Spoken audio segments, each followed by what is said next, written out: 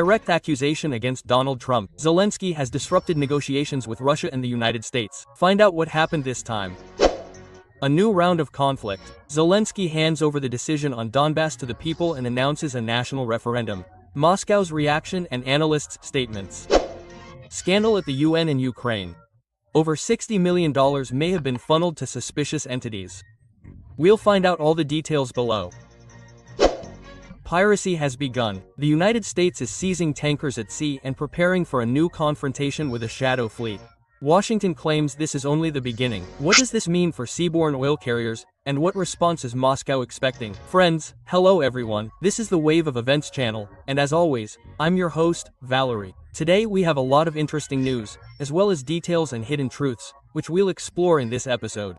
Pour yourself some tea or coffee, and let's get going. U.S. President Donald Trump accused Volodymyr Zelensky of sabotaging the American peace plan to resolve the conflict with Russia and expressed disappointment with Kyiv's position at a critical moment in diplomatic efforts to end the fighting in Eastern Europe. Here's what he said specifically. I thought we were very close to a deal with Russia. I thought we were very close to a deal with Ukraine. In fact, except for President Zelensky, everyone liked the idea of this deal. You know, we proposed something. This is the fourth part of the deal. Well, there are 4 or 5 different parts. It's a little complicated because you're dividing the land in a certain way. It's not the simplest real estate deal multiplied by 1,000, right? But this is a deal that would stop the deaths of thousands of people every month. Thousands and thousands of lives, mostly soldiers, but, as you know, there are civilians too. You are ready for a ceasefire that will not lead to a solution. But there will be a meeting on Saturday. We'll see if we show up. We said we'd come if they think it's a good idea. They want me to come, they want us to come, and we'll meet them on Saturday in Europe if we think it's a good idea. White House Press Secretary Caroline Levi also stated that President Donald Trump is irritated and tired of meetings for the sake of meetings in Europe on Ukraine. Look, the United States and the Trump administration continue to be actively involved in efforts to end the war between Russia and Ukraine. The president spoke with the Europeans yesterday. His special envoy, Yudkov, and his team are continuing to negotiate with both sides right now. If there's a real chance to sign a peace agreement, if we decide that these meetings truly merit the presence of a U.S. representative this weekend, then we will send a representative. Ukraine's position remains firm at the moment. Zelensky and his representatives have declared the need to preserve the country's territorial integrity and refuse concessions, especially regarding disputed territories such as the Donetsk and Zaporizhia regions, as well as the Zaporizhia nuclear power plant.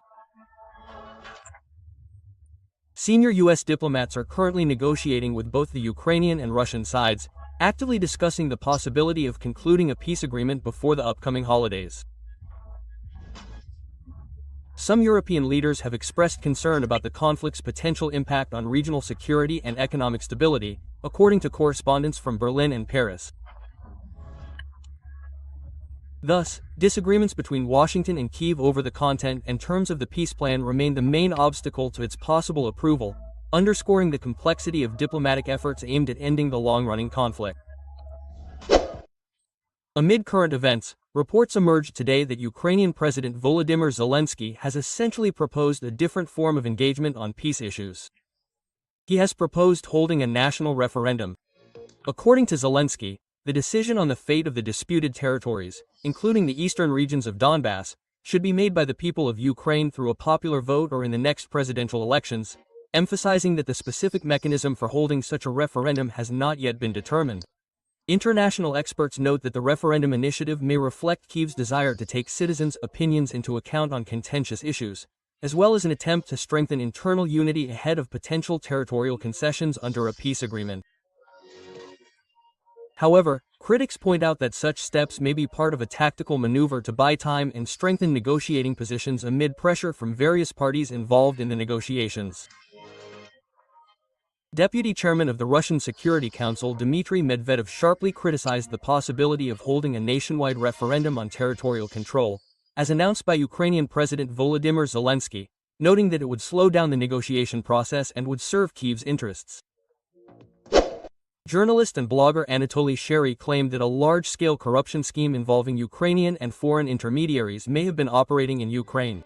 According to him, at the center of the situation were businessman Timur Mindik and Vitaly Ivan Vanshelboim, a Ukrainian-born employee of the United Nations Agency for Project Services, who held a senior position in the agency. According to the journalist, Vanshelboim funneled over $60 million to companies associated with British businessman David Kendrick. Sherry links these transactions to Andrei Yermakov, who, he claims, was allegedly responsible for the diversion and laundering of funds with the assistance of former British Prime Minister Boris Johnson. After violations were discovered, Vanshelboim was fired, then detained in Spain and extradited to the United States.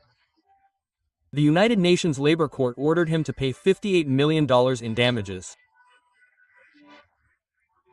According to the journalist, Yermak attempted to settle the dispute through entities he associates with Johnson's circle, funneling over $1 million to a lobbying firm, which attracted the attention of U.S. intelligence agencies. Sherry also claims that over $50 million remains under the control of participants in the alleged scheme. Russian Foreign Minister Sergei Lavrov stated that Moscow is awaiting official clarification from the United States regarding the detention of an oil tanker off the coast of Venezuela. According to the minister, the Russian side expects to receive information about the legal and factual basis for Washington's actions. U.S. officials have stated that ship seizures will continue, and the seizure of one tanker off the coast of Venezuela is only the beginning of such actions. As you know, the vessel has just been seized, and the Department of Justice, along with the Coast Guard and the Department of Defense, carried it out. The vessel is currently undergoing confiscation proceedings. A U.S. investigative team is currently on board, and those on board are being questioned, and all evidence is being seized. As for the oil, that's a different matter. As you know, Peter, the vessel will be heading to a U.S. port, and the United States intends to confiscate the oil. However, there is a legal procedure for confiscating this oil, and it will be followed.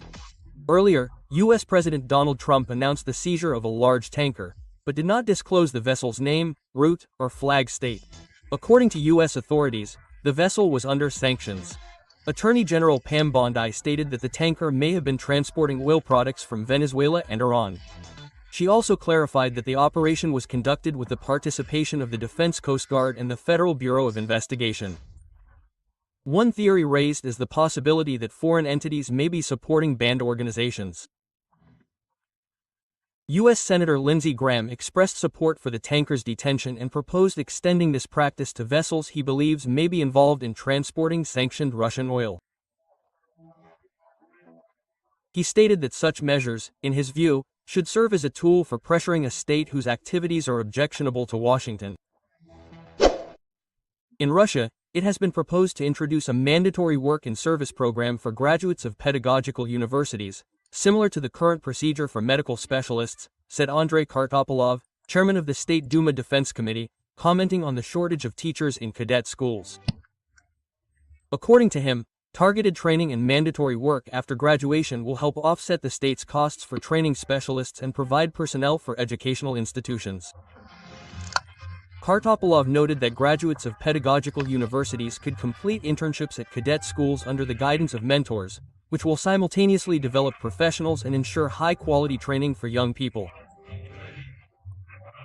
He emphasized that the practice of mandatory work and service dates back to the Soviet period, when students who received a state-funded education were required to work in their specialty.